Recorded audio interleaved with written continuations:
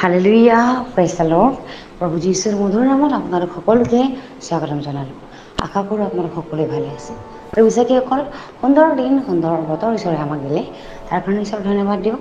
আহক আজি দিনটোৰ আৰম্ভণিতে আমি ঈশ্বৰৰ বাক্য চাওঁ। আজিৰ বাক্য আমি লৈছোঁ ২ কৰিন্থিয়া ৯ অধ্যায়ৰ ১১ আৰু ১২ পদ। সুন্দৰ ঈশ্বৰৰ বাক্যই আমাৰ কাৰণে কৈছে, এইদৰে তোমালোক সকলো দানশীলতাৰ অৰ্থে সকলো বিষয়তে ধনৱন্ত হোৱাত সেই দানশীলতাই আমাৰ দ্বাৰাই ঈশ্বৰলৈ ধন্যবাদ সাধন কৰায়। হালেলুয়া। আৰু ১২ পদত কৈ আছে, কিয়নো এই দান দি উপকাৰ কৰা কাৰ্যই পবিত্ৰ লোকৰ অভাৱ দূৰ কৰিছে। অকল এয়ে নহয়, কিন্তু ঈশ্বৰৰ অনেক ধন্যবাদত ঈশ্বৰৰ উদ্দেশ্যে উপচিও পৰিছে। Hallelujah, praise the lord. ঈশ্বৰৰ সুন্দৰ বাক্যৰ কাৰণে ঈশ্বৰক ধন্যবাদ দিওঁ। প্ৰিয় বিশ্বাসীসকল, ইয়াতে যিটো পৌলে যিটো নিজৰ বিশ্বাসীবিলাকৰ কাৰণে উৎসাহিত বাক্য ইয়াতে কৈ আছে। আৰু এই বাক্যৰ দ্বাৰা ঈশ্বৰৰ আত্মাই আমাক এইটোও শিকাব বিচাৰিছে যে আমি যে দান দিওঁ, উপহাৰ দিওঁ, ঈশ্বৰৰ ৰাইজৰ কাৰণে কিবা এটা সহায় হওক বুলি দিওঁ, এইটো আমি এনেই নিদিওঁ। আমি যে জাষ্ট দিব লাগে, আমাৰ ঈশ্বৰক দিব লাগে, ঈশ্বৰৰ দুখীয়া নহয় যে তেওঁক আমি দশম ভাগ দিব লাগে, আমি উপহাৰ দিব লাগে, আমি দান দিব লাগে। এইটো আমি এনেই সাধাৰণ বুলি ভাবিব নালাগে। আমি কিয় দিওঁ? বিশ্বাসীসকল, বাক্যই আমাক কি বুজাব বিচাৰি আছে যে আমি যে ক্ষুদ্ৰ হ'লেও দিলে সেইটো আমাৰ কাৰণে পুৰস্কাৰ আছে। আমি এনেই দি থকা নাই। সেইকাৰণে ইয়াতে ঈশ্বৰৰ বাক্যই কি কৈছে, এইদৰে তোমালোক সকলো দানশীলতাৰ অৰ্থে সকলো বিষয়তে ধনৱন্ত হোৱাত সেই দানশীলতাই আমাৰ দ্বাৰাই ঈশ্বৰলৈ ধন্যবাদ সাধন কৰায়। হালেলুয়া। আমি যে কেৱল মুখেৰে ধন্যবাদ দিছোঁ, স্তুতি আৰাধনাৰে তেওঁৰ মহিমাটো প্ৰকাশ কৰি আছোঁ, সেইটো নহয়। সেইটোতো হয়েই, কিন্তু আমি যদি ঈশ্বৰৰ মানুহবিলাকৰ কাৰণে, ঈশ্বৰৰ পৰিচৰ্যা কৰা মানুহবিলাকৰ কাৰণে, কিবা এটা সহায়ৰ কাৰণে যদি আমি ১ টকা হ'লেও দি আছোঁ, ২ টকা হ'লেও দি আছোঁ, আপুনি যিমান পাৰে, আপোনাৰ যিটো সক্ষম হয়, যদি আপুনি হাত আগবঢ়াই আছে, তেনেহ'লে এইটো আপুনি ঈশ্বৰৰ কাৰণে কি কৰাই আছে? ধন্যবাদ কৰিয়েই আছে। হালেলুয়া। আৰু ১২ নম্বৰত কৈ আছে, কিয়নো এই দান দি উপকাৰ কৰাৰ দ্বাৰাই কাৰ্যই পবিত্ৰ লোকৰ অভাৱ দূৰ কৰিছে বুলি কৈছে। বিশ্বাসীসকল,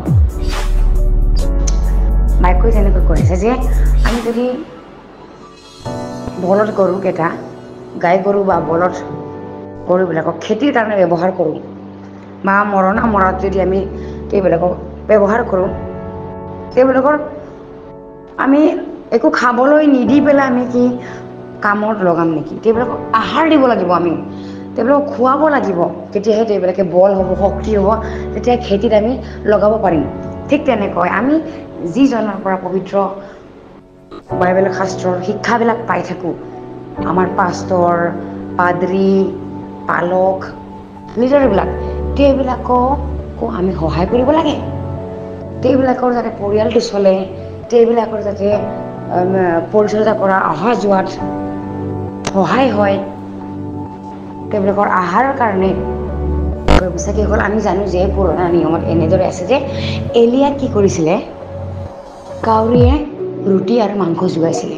নিজৰ বিশ্বাসীবিলাকক তেওঁ খালী পেটত নাৰাখে, ভোকত নাৰাখে। ঠিক তেনেকৈ এইটো নতুন নিয়মত আমাক এইটো শিকাই আছে যে আমি পবিত্ৰ জাতিবিলাকৰ অভাৱ দূৰ কৰিবৰ কাৰণে আমি কি কৰিম? আপোনাৰ যিটো সক্ষম হয়, আপোনাৰ ভঁৰালত যিটো আছে, ধান আছে, দাইল আছে, চাউল আছে, যি আছে আমি দিব পাৰোঁ, কিয়নো তেওঁলোকে আমাৰ কাৰণে শিক্ষা দি আছে। মণ্ডলীৰ মানুহবিলাকক তেওঁবিলাকে প্ৰতিপালন কৰি আছে, ঈশ্বৰৰ বাক্যত বঢ়াই আছে। সেইবিলাকৰ কাৰণেও আমি উপহাৰ দিব লাগে। যি উপহাৰবিলাক তেওঁবিলাকে পাই কেনে কি ক'ব? আমাৰ কাৰণে প্ৰাৰ্থনা কৰিব। ঈশ্বৰৰ ওচৰত তেওঁবিলাকে, পালকবিলাকে কি কৰিব? ধন্যবাদ দিব। আৰু আমি যাতে আত্মাত বৃদ্ধি হ'ব পাৰোঁ, আমি যাতে ধনৱন্ত বেছিকৈ হ'ব পাৰোঁ, তাৰ কাৰণে তেওঁবিলাকে কি কৰিব? প্ৰভুৰ ওচৰত ধন্যবাদ জনাব। বিশ্বাসীসকল, সেইকাৰণে আমি আমাৰ পালকবিলাকৰ কাৰণে, যিবিলাকে পৰিচৰ্যা কৰি আছে ঈশ্বৰৰ, এনেকুৱা মানুহবিলাকৰ কাৰণে সহায় কৰিব লাগে। আৰু আমি যিবিলাক দান দিওঁ উপহাৰ দিওঁ এইবিলাক পবিত্ৰ জাতিবিলাকৰ কাৰণে পবিত্ৰ লোকবিলাকৰ কাৰণে ঈশ্বৰৰ পবিত্ৰ লোকবিলাকৰ অভাৱবিলাক দূৰ হৈছে আমি গম নাপাওঁ যে আমি কিয় উপহাৰ দি আছোঁ কিয় দশম ভাগবিলাক দি আছোঁ কিয়নো ঈশ্বৰৰ ৰাজ্যৰ কাৰণে কাম কৰা মানুহবিলাকৰ কাৰণে সহায় হয় মণ্ডলীবিলাকৰ কাৰণে সহায় হয় হালেলুয়া আৰু এই দানশীলতাৰ বিষয়ত আমি ধনৱন্ত হওঁ কিয়নো বাইকৈ কৈ আছে লোৱাতকৈ দিয়াই ভাল তুমি যি জোখেৰে তুমি জুখিবা তোমাকো সেই জোখেৰে জোখাব বাইকত লিখা আছে হালেলুয়া আমি যিমান পৰিমাণে ঈশ্বৰৰ কাৰণে আগবঢ়াম সিমান পৰিমাণেহে আমিও ঈশ্বৰৰ পৰা পাম আমি যদি কম পৰিমাণে ঈশ্বৰক দি আছোঁ আমিও কম পৰিমাণে ঈশ্বৰৰ পৰা পাম এই বিশ্বাসী অকল যে কম পৰিমাণে দিয়াৰ বিষয়ে কোৱা নাই আমি যদি কম সময় একদমেই কম সময় দি আছোঁ ঈশ্বৰৰ কাৰণে প্ৰাৰ্থনাত লগা নাই বাক্যত নাই স্তুতি আৰাধনাত নাই একদমেই কম সময় যদি দি আছোঁ তেনেহ'লে ঈশ্বৰেও আমাৰ প্ৰতি কমেই দৃষ্টিটো দিব সেইকাৰণে যিমান পাৰে আমি অধিককৈ ঈশ্বৰৰ কাৰণে দিয়াটো উচিত সময়ৰ পৰা হৃদয়ৰ পৰা উৎসৰ্গা কৰাৰ পৰা দানৰ পৰা দশম ভাগৰ পৰা